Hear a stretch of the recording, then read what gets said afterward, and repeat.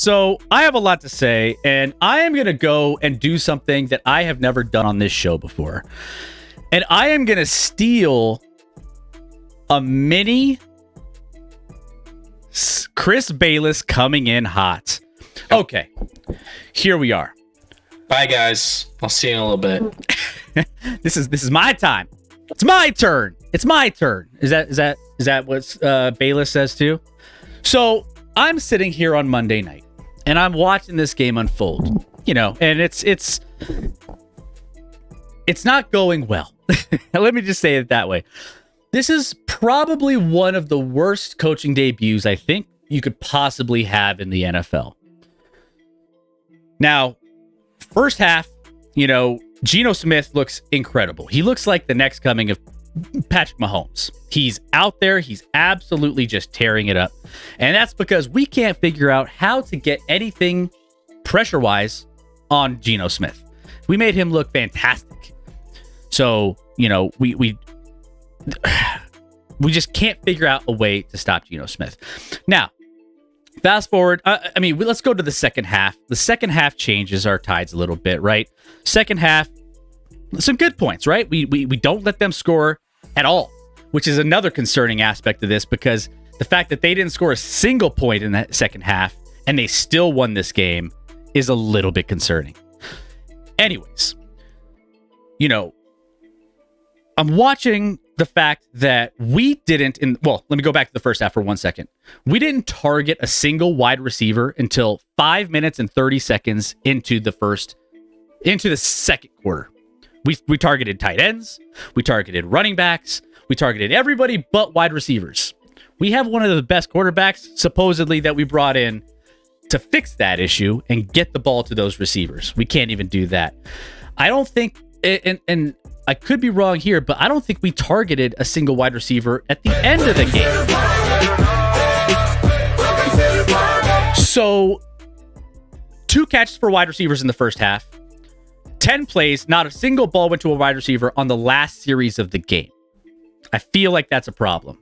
3rd and 14, the Broncos had 1:11 on the clock. They called their first timeout with 20 seconds. They had 51 seconds off the clock. I don't know if you guys watched the Manning cast. I think Manning he asked for like 22 timeouts on the cast. Everyone is calling for timeouts. Everyone but our coaching staff and Russell Wilson. So, but keep in mind, we use the timeouts in a very integral part of the game. We'll get to that in a second. But the biggest thing is, why are we taking the ball out of the hands of a guy that we're paying $250 million to be a franchise quarterback? You know, teams, we couldn't get up to the line. There was no discipline here. We just couldn't figure out how to get to the line and get a playoff without like 1 or 2 seconds on the clock. There's preparation stuff. This comes back to preseason. Teams that didn't play their starting preseason quarterbacks were 1-6 against the teams that did play their starting quarterbacks in preseason. You know, and, you know, we act like the 64-yarder is a gimme. So, you know, like that's a thing. But you brought Russ in for moments like this. You didn't bring him in for the second quarter. Like, he played great. He played fine. Teddy Bridgewater is good in the second quarter. Geno's good in the first half. Trubisky's good in the first half. You know, Trey Lance is good in the first quarter. You need guys that play good in the second half. That's why the Mahomes and the Bradys and the Allens get paid that money, because they're good in the second half when they need to win the game. Like, the Rams, they were bad. I mean, the Bills were very good against the Rams in the first half. But hey, Allen can get it done in the second half.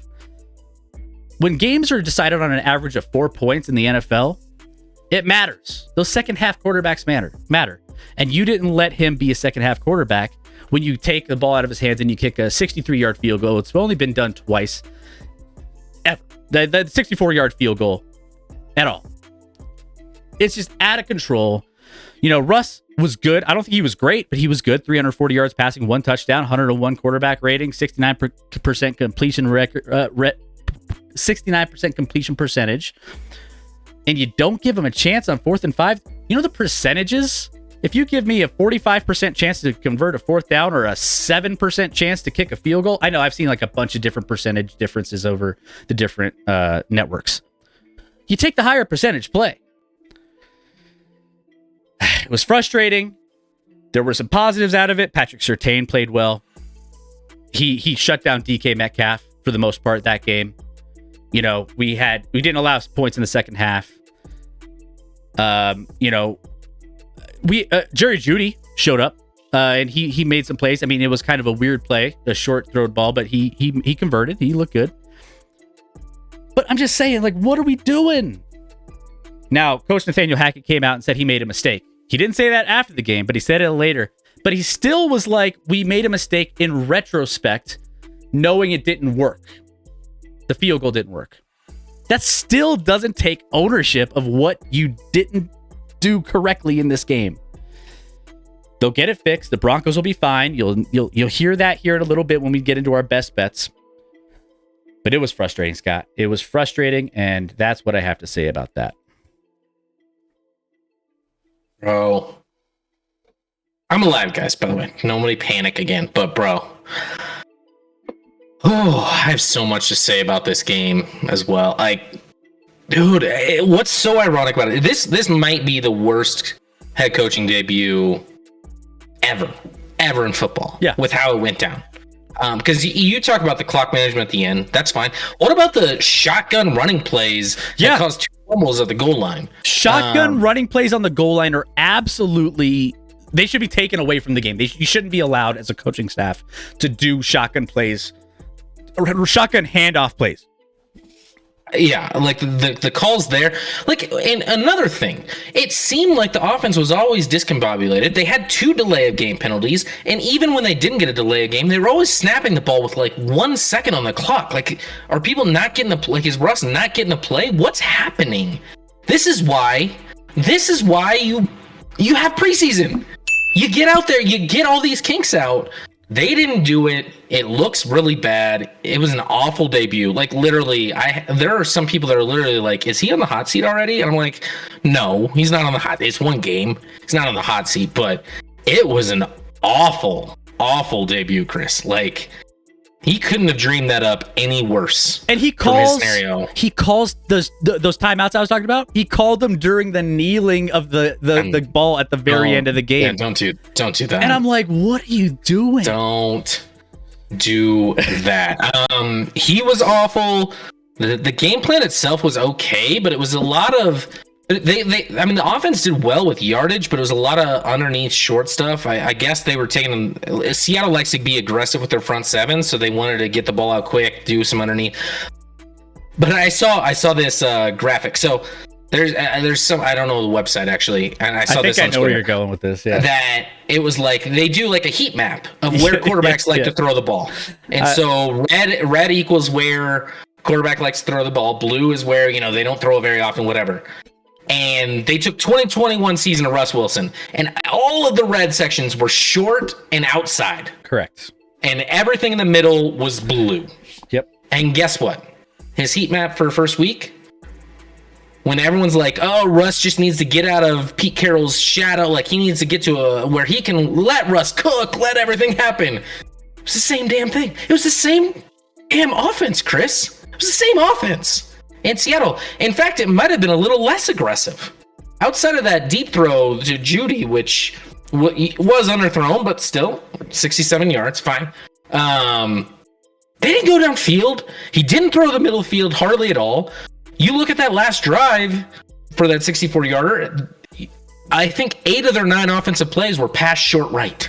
Pass short right.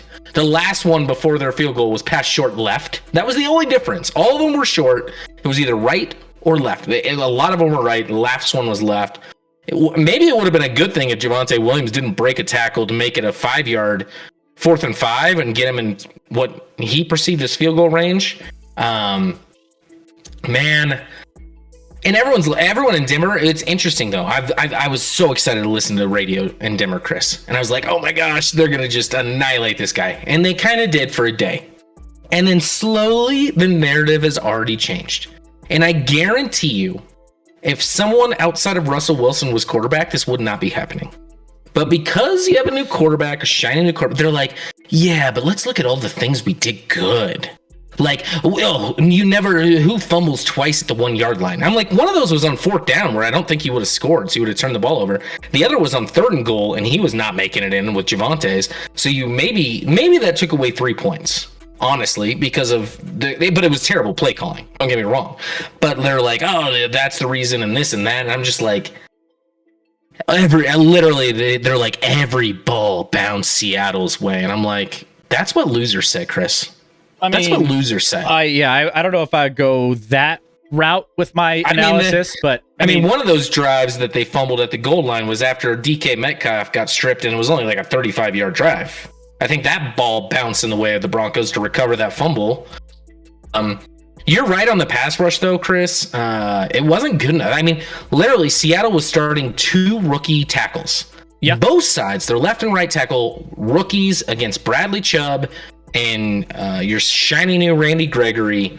It wasn't good enough with the pass rush. No. Seattle's a really bad football team. No, they are. And this, again, I knew this was going to be a close game. I knew it was going to come down to the stretch. And I had told you this like a week before. It was, we talked about how this was their Super Bowl. They're going to be all out. I didn't like them on the spread, the Broncos on the spread. I thought it was going to be a close game. Should they have won this game? Probably. Did it not happen the way that anybody expected due to a lot of like death by inches? I mean, the Titanic didn't sink because it hit an iceberg. There was a lot of little things that contributed. How they did the riveting of the ship, how they constructed it, what they used, and everything else. There was a lot of things. I mean, was the hitting the iceberg, i.e. the field goal, part of what sank the rest of it? Sure. But there was a lot of little things all throughout that game that really just killed the Broncos. I want to give a shout out to Jim on Sports. Welcome and thank you for the raid. Jim, hope you had a great stream. Hope everything's going good with your brother. Chairman of the board. Let's see who else we have. Deco, monumental stupidity decision to kick a field goal. Percentage of making 5 yards is higher at kicking 64-yarder. That's only been done like twice in the history of the game. Walt Disney couldn't have made a movie with better circumstances for Russ to have the ball in his hands at that moment. Hack job, says Cuban. Cuban, we all had the Vic Fangio. Like, we thought he was done. We thought, oh, we're good. We don't have Fangio. Clock management going into overtime or going into the fourth quarter with a bunch of timeouts and everything else, halftime. Well, that was a thing. The biggest gripe, no doubt in my mind, with Fangio was his in-game management, whether it was clock management or whatever, just in-game management. So people were thrilled he was gone, and then all of a sudden you might be worse off. And I mean, Fangio didn't have a game this bad. Now, it doesn't mean that Hackett can't get better, and I'm not writing off Hackett. It was one game. He's going to learn from this, hopefully figured out, but what a awful first game to lose. I mean, against an awful football team on Monday night, a game you have no business losing. If you're even sniffing playoffs in a competitive AFC West, that's a huge loss, Chris. That's gonna hurt them. It's a huge loss if they wanted to win the division, which they weren't going to win in the first place. They weren't going to even if they won that game, they weren't going to. I was talking more make the playoffs. Well, not to win the division. I think that's a huge loss to make the playoffs. Not that they can't, but no, I think they still will be in the mix. Also, by the way, Aegis said someone on Twitter counted 62 timeout motions. It was. You said 22. It was 62. It wasn't the internet. It was like Peyton Manning's own production company, Omaha Productions or something, that did it and put it together and counted. It was 62. And I was watching them. I didn't actually watch the Monday Night Football normal stream. I watched the Manning cast. I find them entertaining to an extent. I wish the only gripe about the Mannings is I think they want to be a little more honest during the games, and they can't be because they don't want to offend these teams and players and the NFL in general, where they have to stay a little bit more neutral than I know. I can see it in their eyes. Both of them just want to be like, that was what the hell are you doing? Awful. And they hold back a little bit, but they're still entertaining. And everyone's hyped about the Aikman and Buck on Monday night. I probably am different than most people. I think Buck is really, really solid. I think Aikman sucks. I hate Aikman. Aikman's not as good, a player, man. As a commentator. I think he sucks. I'm fine with Buck. I don't like Aikman. There was another thing here. I think who was it? Jim on Sports had something here. He was like, Russ should have thrown the ball on the goal line. I.e., that written Malcolm Butler. Preseason doesn't get all the kinks out, as Atlanta still has a choking Kirk. Yep. Or kink. Well, and it's like you don't play people in the preseason because you're worried about injuries. And then the Broncos and then this happened. Some significant injuries. They're not ready to go. And then Justin Simmons gets hurt. He's on IR. I mean, injuries are going to happen. If you try and shield yourself from all that, you're just setting yourself up for failure. It's a problem. It's a fact of the game. You hope it doesn't happen to you. You do everything you can, but you can't hide yourself from it. Do you think the Packers would love to have a couple reps with the new receivers and Aaron Rodgers in that first game? Do you think the Rams might want to have some reps with Allen Robinson and getting on the same page with Stafford in that first game? Do you think the Broncos should have probably figured out some of the clock management, time management, and tough situations kind of stuff? Yeah, I think all those things are real that need to happen in preseason to get the kinks out. 100%. Manning Cash was funny watching them in the shotgun at the 1 yard line, says Milwaukee's. Yep. Wilson wants to be the man to cook, then advocate and ask for the ball. Don't ride the bench in that situation, says Diacola. I'm in time for Chris Bayless rage, says STG. You made it. Have we talked about Zach Taylor not calling for that review, says Jim? Nope. We have not. Not yet. STG, I knew Scotty was unique, but Buck? Oh, man. What's everyone's problem with Joe Buck? I think he's solid. Like, is he a little, like, structured and just by the book or whatever? But he does a good job. Aikman's a clown, in my opinion. Now, some G-Girl and others calling Chris Collinsworth sound so bad on Sunday Night Football. I was just like, oh, how did we not prepare? Someone get that man like a hot tea or something. Like, he sounded awful. Football Wife's like, Chris Collinsworth sounded like Marge Simpson. That's pretty accurate, actually.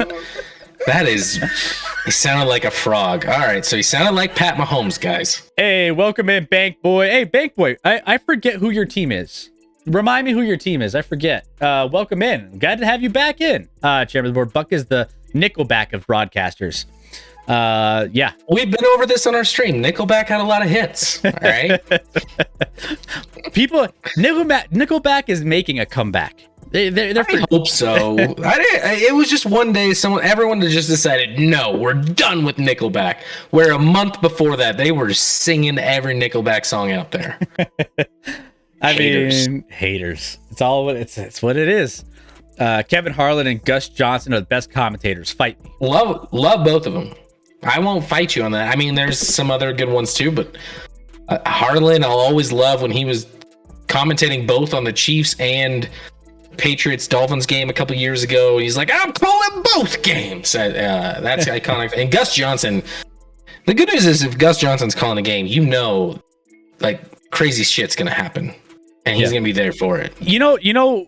Yeah, that or Bill Walton. If you ever hear Bill Walton call a game, you're in for a treat. Whoever hasn't heard Bill Walton call a basketball game, just YouTube it. If I know he's doing a game, I don't care who's playing in that game. I actively go watch a Bill Walton game. Oh dear God, Bill Walton. I don't know if I'm on that. Like, I'll watch it. I think you could watch Bill Walton in like short stints, but for a whole game, I'm like, all right, I'm over you, Bill. For like a little bit, I'm like, all right, you're kind of out of your mind and funny in that respect. T-Girl hates Joe Buck. Why can't you? What do you hate so strongly about Joe Buck, G-Girl? It's just Football Wife. I love Al Michaels. I mean, Al Michaels is iconic. He's been doing it forever and killing the game. He's awesome. Who's the crew tomorrow? Is it Michaels? Is Michaels with? I know it's Herb Street, who does has normally done college. Yeah. I know it's Herb Street tomorrow. Is it Michaels with him? Maybe. I don't know. If you guys know, let me know in the chat if you guys know. I know it's Herb Street. I think it might be Al Michaels now. John Madden made Al Michaels even better in those days of Sunday Night Football. Rip John Madden. Yep. Also like Jim Nance. Jim Nance is solid. Also iconic. I feel like people their first year with Tony Romo loved him, and now people are kind of like teetering on like, all right, he's kind of annoying now. I never hopped off that bandwagon. I think he's fine. I'm fine with him. I don't think I probably liked him more that first year than I do now, but I'm still fine with it. I mean, Nance and Romo are the CBS league crew, and I'm fine with it. They do a lot of Chiefs games, so I get used to them. So yeah, so there you have it. I mean, as far as that goes, it's in the past. We are on to week 2 now. I think we'll be fine in week 2. I think we'll be fine moving forward. There's a lot of backlash about this Bronco game. So, I mean, you can't not if you don't make any adjustments from here.